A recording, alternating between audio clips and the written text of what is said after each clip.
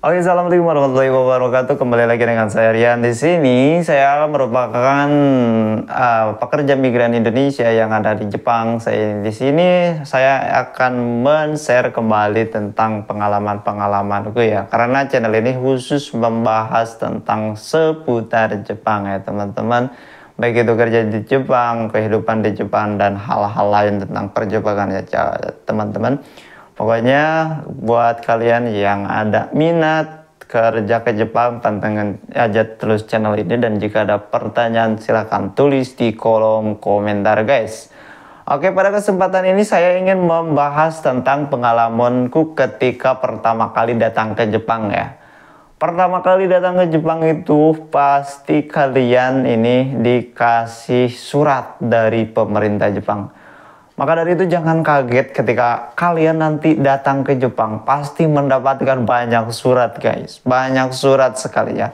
Mulai dari surat pendataan, mulai ada, kalau aku datang kemarin di tahun 2024 awal ya padahal ya. Tapi kan corona itu 2021 ya, yang lagi gempor-gempornya. Tetapi masih ada pemeriksaan tentang COVID di sini ya. Maka dari itu, oh iya, aku ingin sarankan kepada kalian, buat kalian yang mau kerja ke Jepang ke sini, minimal di persiapkan booster ya booster yang ketiga itu buat ke luar negeri. Nanti karena di sini dicek gitu, kalian udah melaksanakan vaksin ke-1, kedua ataupun ketiga ya teman-teman. Sebenarnya nggak ngaruh-ngaruh tuh banget, tetapi dipersiapkan lebih bagus ya teman-teman. Oke, seperti itu ya teman-teman.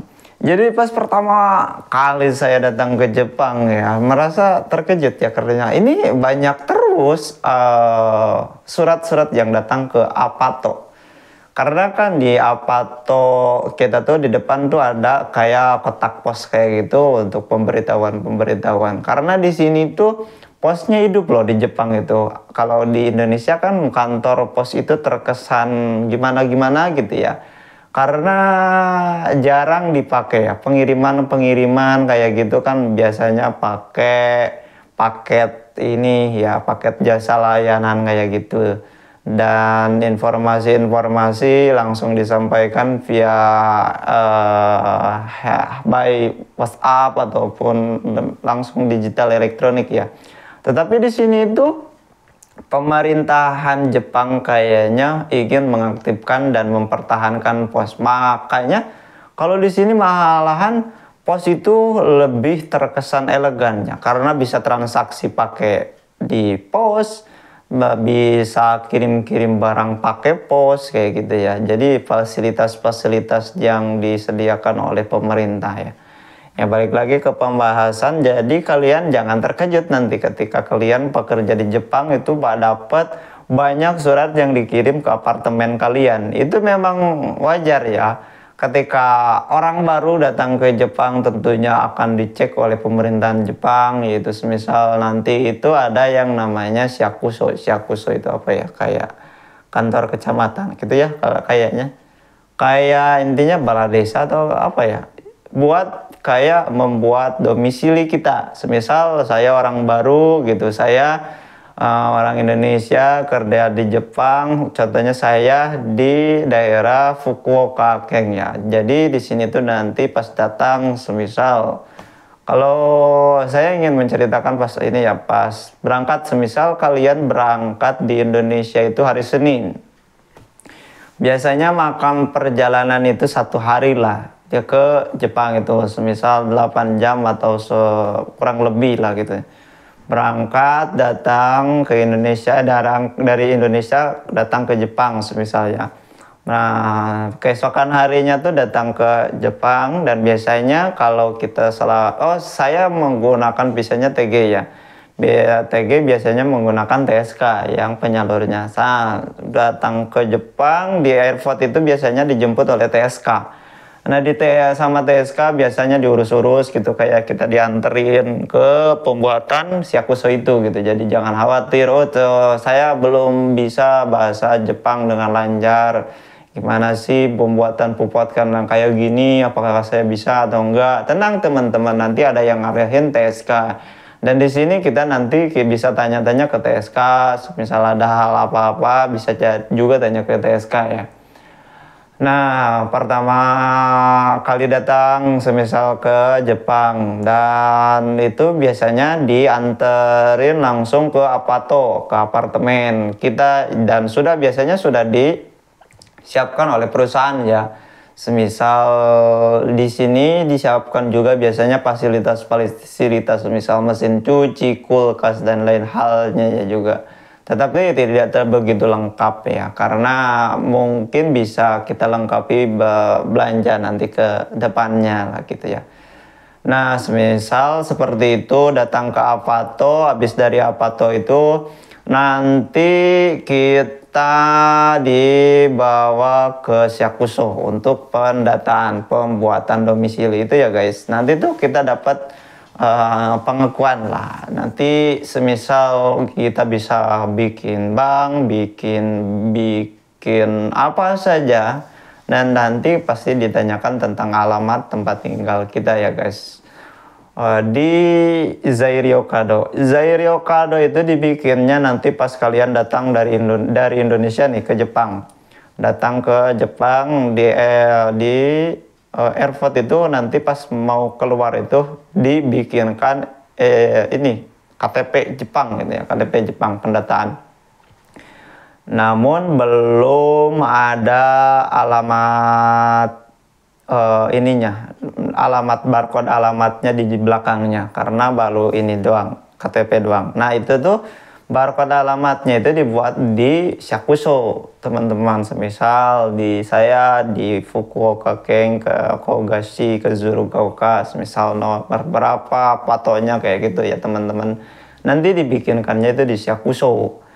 Nah setelah di Syakuso itu biasanya itu lumayan lama ya pembuatan di Syakuso itu, kayak kartu-kartu kayak gitu tuh lumayan lama ya, memakan waktu kurang lebih 1-2 jaman lah, karena mungkin pendataan ya, dan juga sesuai jumlah ya, berurutan. Di Syakuso tuh banyak sekali orang-orang berdatangan, baik itu Nihonjinnya ataupun kita selaku prakerja migran yang datang dari luar negeri ke Jepang ya. Nanti pendataan itu Syakuso itu bukanya jam 9 sampai jam 5. Di sini tuh kebanyakan toko-toko ataupun apa ya, kantor-kantor itu bukanya jam 9 ya teman-teman, jam 9, dan biasanya sampai jam 5 lah kalau Syakuso itu.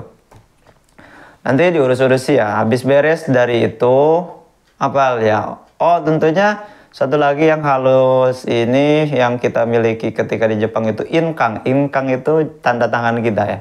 Inkang itu bisa bikin sendiri ataupun dibikinkan oleh TSK. Nanti bilang aja ke TSK misal kayak gini, kalaupun belum dibikinkan. Tetapi kayaknya sih misal dibikinkan sih.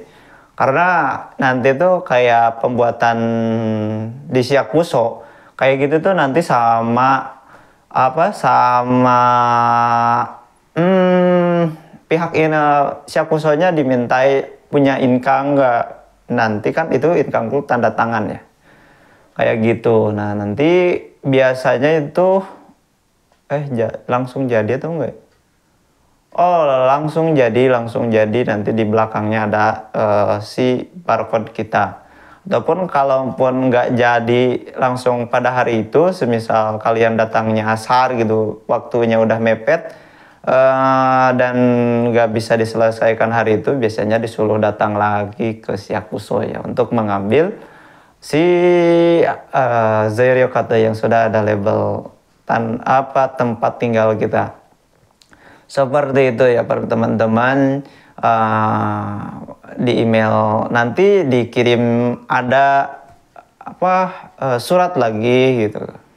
Dan selanjutnya biasanya kalau di PT-PT Jepang itu ada pengecekan kesehatan. Nah, pengecekan kesehatan, pembuatan ini ya, pembuatan bank kayak gitu ya. Nah, tadi kan kita nanti itu pembahasan itu kita bikin di video berbeda ya.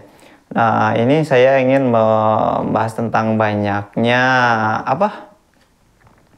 surat yang dikirimkan oleh pemerintah Jepang ya ke apartemen kita. Seperti itu ya teman-teman, surat tadi, surat vaksin, surat itu, dan juga surat-surat pemberitahuan lain lah. Semisal nanti ada namanya main nambah itu kayak domisili ya, kayak gitu dah. Mungkin lebih ke seperti itu.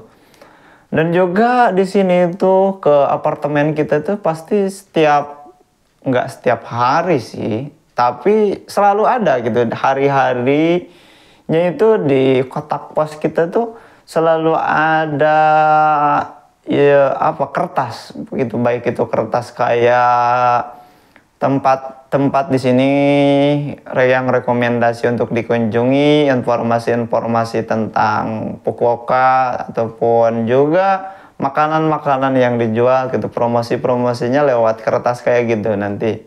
Pokoknya di kotak-kotak kayak gitu ya, kotak pos udah ada diselipin kayak gitu ya teman-teman.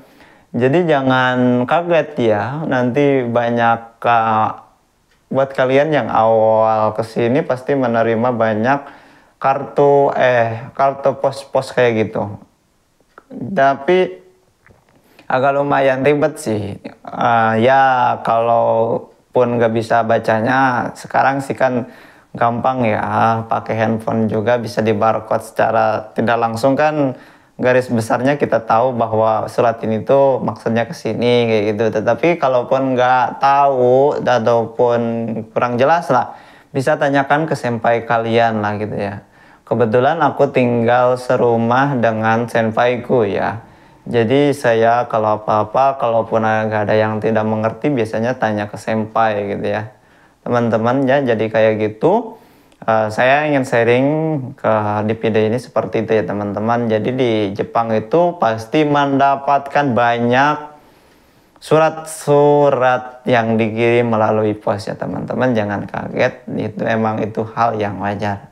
Oke teman-teman, terima kasih sudah menonton dari awal sampai akhir. Di sini saya hanya sharing saja teman-teman. Buat kalian yang lupa ataupun ya belum subscribe channel ini, silakan subscribe channel ini karena saya akan mengeksplor pengetahuan, banyak pengalaman tentang seputar dunia perjepangan yang mungkin bisa bermanfaat bagi kalian teman-teman. Akhir kata, terima kasih sudah menonton. Jangan lupa tombol like-nya dan komen jika ada apa-apa yang ingin dipertanyakan ya.